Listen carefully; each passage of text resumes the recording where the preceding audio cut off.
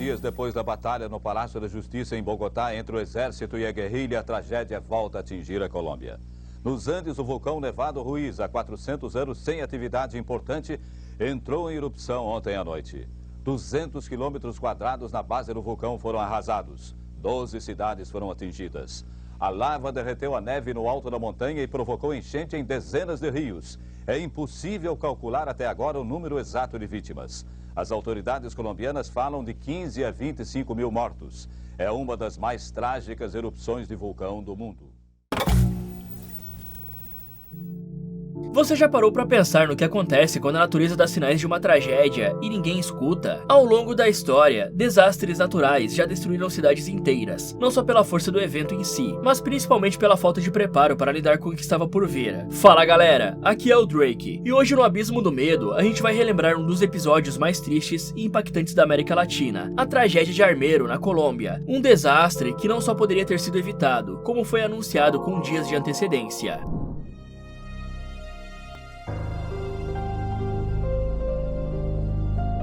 Pode ser que você nunca tenha ouvido falar no vulcão de nome Nevado del Ruiz, mas com certeza já deve ter visto a foto dessa garota de olhos completamente pretos, sem expressão no rosto, enquanto a maior parte do corpo dela está submerso. E essa situação se deu por causa desse vulcão, que fica na Cordilheira dos Andes, a cadeia de montanhas que percorre o litoral de quase todos os países da América do Sul, sendo um deles a Colômbia, onde fica o Nevado del Ruiz. Ele é um estratovulcão, ou seja, foi sendo formado aos poucos por várias erupções ao longo de milhares de anos, e funciona assim: o vulcão entra em erupção e lança lava e rochas para cima, que endurecem e fazem ele ficar ainda maior, aguardando a próxima vez de crescer um pouco mais, até se tornar um verdadeiro colosso geológico. Atualmente, esse vulcão tem cerca de 5.321 metros acima do nível do mar, e ele é tão alto que a parte superior acaba ficando coberta por uma camada de gelo de 50 metros, parecendo que a natureza colocou um tampão branco no topo dele. Mas o problema é que essa neve pode se tornar algo mortal, porque quando o vulcão com gelo explode, tudo que derrete vira lama, e como se isso não bastasse, o Nevado del Ruiz está localizado numa das áreas geologicamente mais ativas do planeta, o famigerado Círculo de Fogo do Pacífico, que conta com mais de 40 mil quilômetros de extensão. Esse anel percorre as costas da América do Sul, América do Norte, Ásia e Oceania. E o nome não é por acaso, já que essa região concentra 75% dos vulcões ativos do planeta e 90% dos terremotos registrados no mundo. Para se ter noção, o vulcão Krakatoa, na Indonésia, fica dentro do Círculo de Fogo e entrou em erupção em 1883, lançando tanta cinza na atmosfera que a temperatura global caiu e o céu ficou vermelho em várias partes do mundo, inspirando até pinturas e lendas sobre o fim dos tempos. Mas apesar de tudo isso, muita gente não levava o Nevado del Ruiz tão a sério. Afinal, antes de 1985, ele tinha passado mais de 140 anos relativamente tranquilo. A última grande erupção tinha sido em 1845, só que mesmo naquela época, o vulcão já tinha dado uma prévia do que era capaz e deixou cerca de 1.000 vítimas. E foi justamente essa falsa sensação de segurança que preparou o terreno para um dos maiores desastres naturais da história da América Latina. Antes de virar uma manchete trágica, Armero era só mais uma cidadezinha colombiana como tantas outras, localizada a cerca de 48 quilômetros de distância do topo do Nevado del Ruiz, uma cidade com quase 29 mil habitantes, o tipo de lugar onde muitas pessoas se conhecem pelo nome, e a vida girava em torno de uma rotina simples, com boa parte vivendo da agricultura, especialmente do cultivo de arroz, algodão, sorgo, que é um tipo de cereal, e café. Então essa era uma cidade fértil, com um solo bom e clima favorável, e tudo isso é graças justamente aos sedimentos vulcânicos da região. Com isso, para muita gente o vulcão era só uma montanha gigante e bonita no horizonte, que dava para ver coberta de neve em dias claros. Agora imagine você vivendo em um local assim durante toda a vida. É impossível de se imaginar que uma catástrofe dessa simplesmente vai acontecer do nada. Desse jeito, no dia a dia, você acaba se acostumando e o vulcão vira algo meio indiferente. O tempo tinha dado à cidade uma falsa sensação de segurança, e ninguém ali vivia com medo.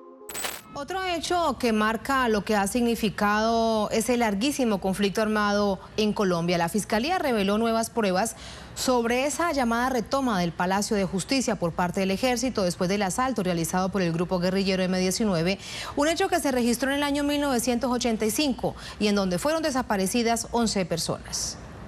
E para entender melhor o que levou a tragédia de Armero a se concretizar, a gente precisa dar uma olhada rápida na Colômbia dos anos 80, onde o país estava mergulhado num período turbulento de política instável, economicamente fragilizado e socialmente dividido. Era a época do avanço dos cartéis de entorpecentes, de conflitos internos com grupos armados e da desconfiança nas instituições de segurança do país. Então foi nesse cenário tenso que o Nevado del Ruiz começou a dar sinais de que estava acordando. Em novembro de 1984, as atividades começaram a ser registradas na região do vulcão, como pequenos tremores, nucleares, que em qualquer outro país mais preparado já acenderiam um alerta vermelho. Em seguida, vieram emissões de gases tóxicos e cinzas que subiam centenas de metros no céu, descendo depois até mesmo sobre algumas cidades vizinhas. Mas a despreocupação era tão generalizada que mesmo quando começaram a surgir os primeiros sinais de atividade vulcânica, quase ninguém deu bola. Os pequenos tremores foram tratados como coisa normal. A fumaça no cume não era nada demais, e as pessoas continuavam tocando a vida, enquanto o vulcão começava a dar sinais claros de que estava acordando. Mas cientistas, tanto colombianos quanto estrangeiros, começaram a ficar em alerta, e os pesquisadores de serviços geológicos e vulcanólogos internacionais já sabiam que o Nevado era um estratovulcão coberto de geleiras, e que isso representava um risco muito maior, que era a possibilidade de lahars, e esse nome é dado a uma mistura de lama, rochas, gelo derretido e fragmentos vulcânicos, que descem a montanha com velocidade e força esmagadoras, como se fosse uma avalanche de concreto líquido. E como o Nevado del Ruiz tinha várias geleiras no topo, o medo era que qualquer erupção, mesmo pequena, pudesse derreter partes do gelo e provocar esses fluxos destrutivos. Assim, modelos de projeção foram feitos, mapas de risco foram entregues, e mostravam com clareza que Armeiro estava diretamente no caminho de um eventual lahar. Só que mesmo com os cientistas praticamente implorando para que medidas fossem tomadas, quase nada foi feito. O problema é que naquele momento, as autoridades colombianas estavam mais preocupadas com o custo político e econômico de evacuar milhares de pessoas do que com uma possibilidade incerta, entre aspas, de um desastre. Além disso, também havia o medo de causar pânico, de prejudicar a economia local, e por fim, de parecer exagerado. E Armeiro não tinha preparo para lidar com uma catástrofe dessas, já que não tinha sistemas de alarmes eficientes, nem rotas de evacuação claras, nem mesmo as escolas foram treinadas para saber o que fazer. E para piorar, havia também a falta de comunicação entre as autoridades e desinformação popular. É praticamente como se ninguém acreditasse de verdade que em algum momento esse vulcão poderia causar algum tipo de problema, mesmo quando todas as provas já estavam ali. O que lembra muito o filme No Olhe Pra Cima, com o Leonardo DiCaprio e a Jennifer Lawrence, onde mesmo com provas, ninguém acredita que um meteoro vai atingir a Terra até ser tarde demais.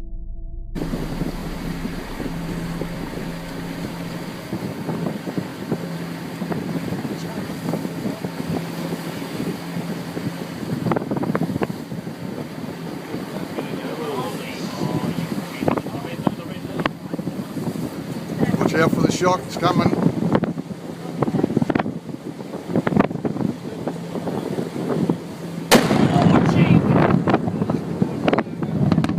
Na noite de 13 de novembro de 1985, o Nevado del Ruiz decidiu mostrar que os alertas não eram exagero, onde por volta das 21 horas, o vulcão entrou em erupção. Mas é importante entender que essa foi uma explosão relativamente pequena, em termos vulcanológicos, sem toda aquela imagem cinematográfica de lava voando para todos os lados. Só que para o Nevado del Ruiz, isso era tudo o que bastava, já que foi forte o suficiente para abrir o topo do vulcão e permitir a liberação de calor, fragmentos vulcânicos e gases incandescentes, que derreteram rapidamente parte das geleiras que cobriam o cume da montanha. Graças a isso, 4 grandes lahars se formaram e começaram a descer a montanha em alta velocidade, carregando tudo que estava pelo caminho, e a combinação da altura do vulcão com a inclinação das encostas fez com que o desastre ganhasse muito mais força. Em menos de 2 horas, esses rios de lama percorreram cerca de 45 km até alcançar a cidade de Armeiro, que ficava numa área plana, cercada por rios. Nesse momento, a cidade estava completamente às escuras, por causa da tempestade que caía naquela noite, e foi surpreendida por um rugido, como o de um trovão distante,